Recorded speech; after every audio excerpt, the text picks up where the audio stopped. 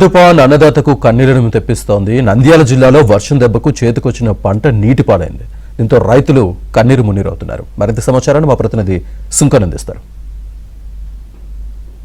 వర్షాలు తగ్గినప్పటికీ కుందు నది, భవనాశి నదులు ఉగ్రరూపం దాల్చడంతో చుట్టుపక్కల ఉన్నటువంటి వేలాది హెక్టార్లలో కూడా అయితే పంట నష్టం జరిగింది. చాలా చోట్ల కూడా మొక్కజొన్న, ఉల్లి తదితర చాలా వరకు వాణిజ్య పంటలు అయితే ఉద్యానవన పంటలు కూడా భారీగా ఎఫెక్ట్ అయినటువంటి పరిస్థితి మనం చూడవచ్చు. ఆత్మకూరు శివార్లో భవనాశి నది కూడా చాలా ఉధృతంగా ప్రవహిస్తుంది. దీనివల్ల మరోవైపు వరదరాజ ప్రాజెక్టు గేట్లు ఎత్తడం వల్ల కొత్తపల్లె మండలం మొత్తం ఆత్మకూరు కొత్తపల్లె మండలంలో దాదాపుగా 30 గ్రామాలకు కూడా రాకపోకలు నిన్నటి నుంచి నిలిచిపోవడంతో మొత్తం జనజీవనం అంతా కూడా స్తంభించిపోయినటువంటి పరిస్థితి.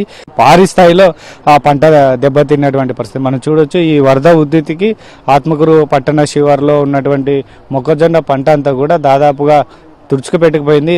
పంట అంతా కూడా చేతికి వచ్చింది. అయితే పూర్తిగా కేవలం ఒక 10 రోజుల్లో కోసి దాన్ని అమ్ముకుందామని అనుకున్న తరుణంలో చాలా డ్యామేజ్ అయిపోయింది. ఇదే కాదు, చాలా చోట్ల కూడా ఈ వరద ఉధృతికి అంతా కూడా పంటలు, రకరకాల పంటలన్నీ కూడా పూర్తిగా దెబ్బతిన్నటువంటి పరిస్థితి. కొంతమంది రైతులు ఉన్నారు. వారితో చెప్పండి అమ్మా, పంట ఎలా ఉంది పరిస్థితి? ఎంత మేరకు డ్యామేజ్ అయింది? ఈట మొలకలు వచ్చినాయి సార్. మేము 7 ఎకరాలు వేసినాం సార్. 7 ఎకరాలు ఇట్లనే మునిగిపోయినాయి సార్. 3 ఎకరాల ఉరమడి వేసినాం సార్. అది ఇంకా తేలలేదు. ఈ మొలకలు వచ్చినాయి సార్. ఒక 5 రోజులు ఉన్నా కానీ ఎండ వచ్చింటే కోసుకున్నాం సార్. మేము ఎండ లేక మోడం ఉంది అని కోయలేకపోయినాము. కానీ మొత్తం మొలకలు వచ్చినాయి సార్. 3 రోజులు అయిందే, 2 రోజులు అయిందేమో సార్. అంతా ఇంతకుముందు నాన్నయ్యి, ఇప్పుడు గిట్ట చూడు సార్. మొత్తం నేలమట్టం అయింది సార్. దీంట్లో ఏం పంట వస్తుంది అనేది నమ్మకం లేదు సార్. గింజలు రాలిపోతున్నాయి. మొత్తం ఇంకా 7 ఎకరాలు ఇది అయిపోయింది సార్.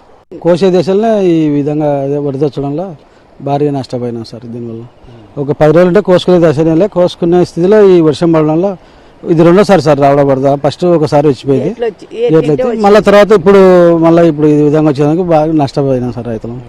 అదే ప్రభుత్వం ఆదుకుంటారేమో అని ఆశిస్తూ ఉన్నాం సార్. 10 బర్గర్లు ఉండేవి. మొత్తం 3 ఎకరాలు అది ఫ్లాట్. 3 ఎకరాల ఫ్లాట్ మనం గుత్త వేసుకున్నాం. గడ్డి మొత్తం రాత్రి నీళ్ళు ఎక్కినాయి. 10 బర్గర్లు లోపల ఉంటే మాకు రాత్రి ఫోన్ చేసి ఉంటే ఆడ పనుకుని మంచి కూలి మంచి మేము వేగున్నా పోయి బర్గర్లలో బయటికి తోలినాం. గడ్డి మొత్తం ఇది అయిపోయింది. బుధనటం అయిపోయింది. గడ్డి మొత్తం నష్టం అయిపోయింది. ఎంత నష్టం అంటే మనకు 80,000 నష్టం సార్ దానికి. మనం ఇక్కడ నుంచి మొలక, అక్కడి నుంచి వచ్చిన మొలక అది గడ్డి, ఎక్కడ ఒంగోలు నుంచి వచ్చిన మొలక అది. గడ్డి మొలకలు ఎక్కడ దొరకకుండా అక్కడ నుంచి వచ్చినాం.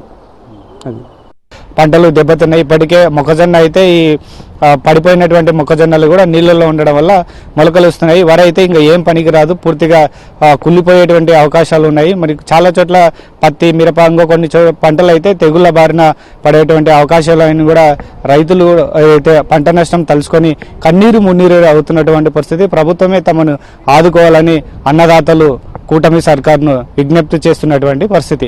కెమెరా పర్సన్ రాజశేఖర్తో సుంకన్న, ఏబిఎన్ ఆంధ్రజ్యోతి, ఆత్మ.